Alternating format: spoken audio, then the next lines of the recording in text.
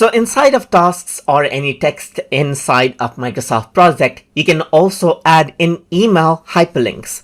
So to do that, I'm going to go around and let's say, for example, choose suiting task as an example. And over here, I'm going to add in an email hyperlink. So to do that, I'm going to right click in it and I'm going to go around onto link. Once you do that, you can see email address is an option. And over here, you can type in the email address right here.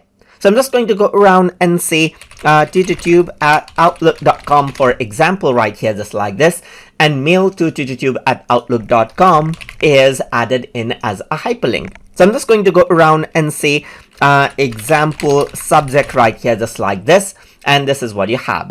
If you have any recent email addresses that you added in, then it'll show up right here as well. But I'm just going to go around and press OK, and now you can see a hyperlink has been created for an email. So if I were to go around and click, you can see that I can choose the email client of my choice right here. So I'm just going to go around and choose Thunderbird and choose Always right here. So that is the email client I mostly use right here, and you can see that this is what you have right here. An email has been made right here, just like this, and then the address is here. So that is what you have, as you can see, and that is how you can add in email hyperlinks on to different elements inside of Microsoft Project. So hope you guys learned something as always.